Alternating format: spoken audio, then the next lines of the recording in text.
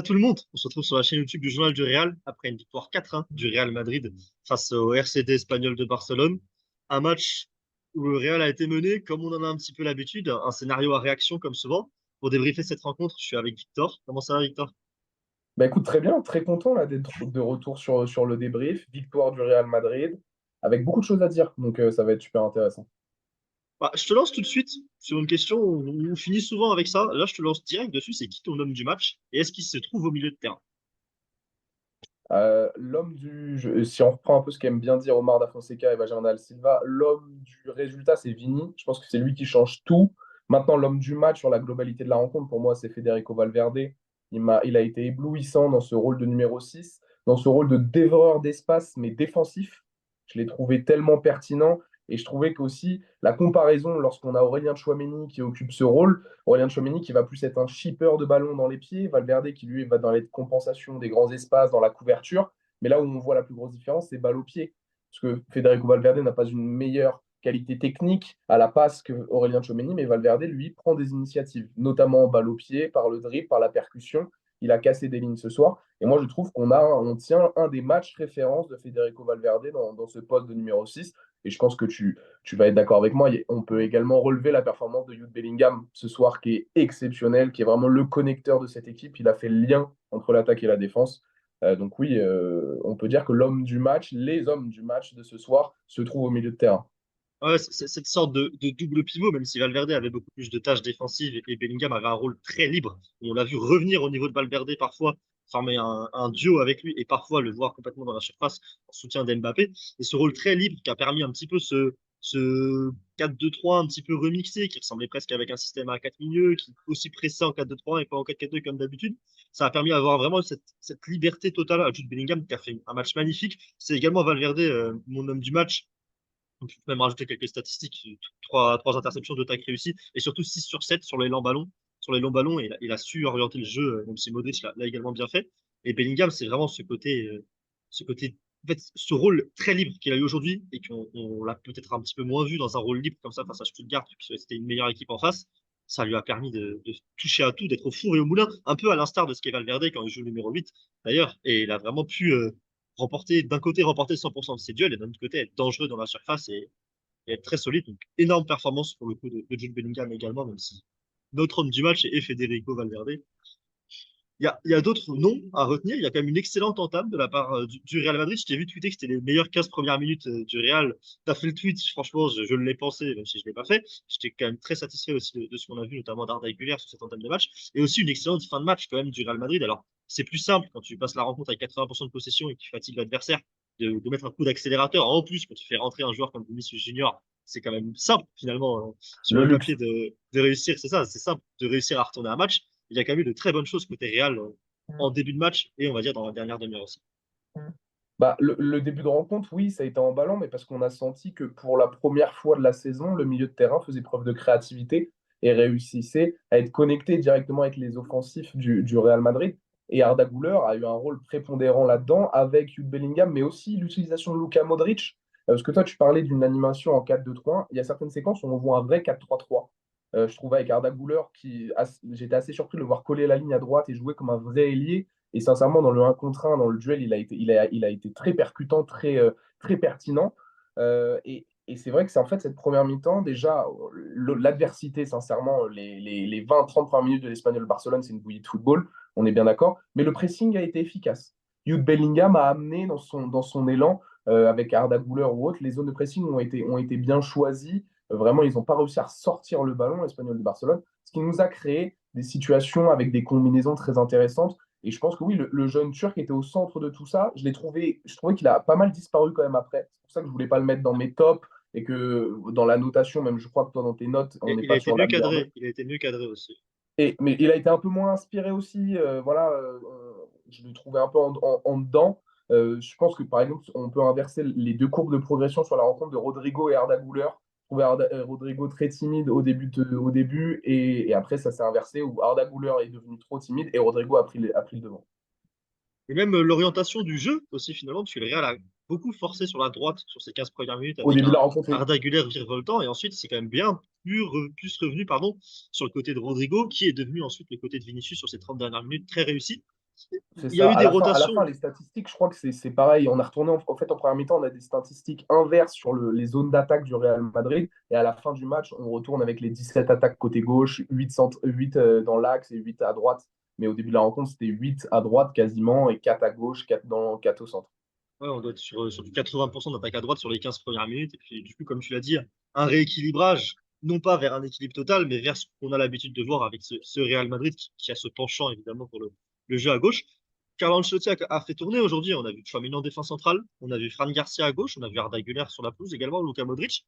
Est-ce que tu as un gagnant, un grand gagnant à retirer de cette rotation et de cette rencontre Oui, moi parmi ces quatre noms-là? ouais, j'ai envie de citer Fran Garcia. Moi, je vois une vraie évolution. Je pense qu'il bosse très dur et je trouve son match, sincèrement, c'est une très belle prestation. Alors, voilà, on a déjà évoqué l'adversité, c'est pas un match référence, attention. Mais là où l'année dernière, lorsqu'on lui avait donné sa chance lors des blessures de Ferland Mendy, notamment en début de saison, il avait toujours été assez décevant et qu'on le voyait plus comme une mobilette à faire rentrer en fin de rencontre pour définitivement épuiser les joueurs sur le couloir droit adverse. Là, moi, je trouve que il a prouvé que c'est une option viable de rotation pour débuter des rencontres de championnat et pour suppléer Ferland Mendy. Je vois une nette progression de Fran Garcia. Évidemment, Arda Güler, c'est un peu dans la continuité. C'est sûr et certain qu'il va continuer à avoir du temps de jeu. Voilà, moi, ma vraie satisfaction aujourd'hui, c'est Fran Garcia. Totalement d'accord avec toi sur ton analyse sur Fran.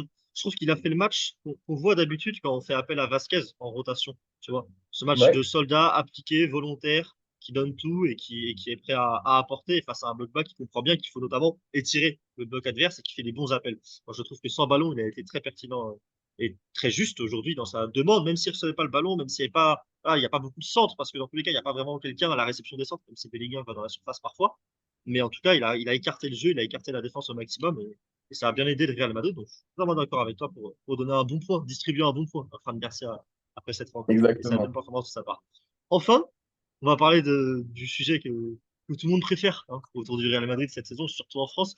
Kylian Mbappé, que penser de son match? Il finit la rencontre avec un but et une passe décisive, mais ne pas dire que c'était un bon match de sa part. Je ne sais pas comment tu jauges sa rencontre. Je lui ai mis 6. Très difficile à noter ce match de Kylian Mbappé. Mais dur de mettre moins de 6 à un mec qui est doublement décisif. Je sais pas qu'est-ce que tu en penses, toi, Vic.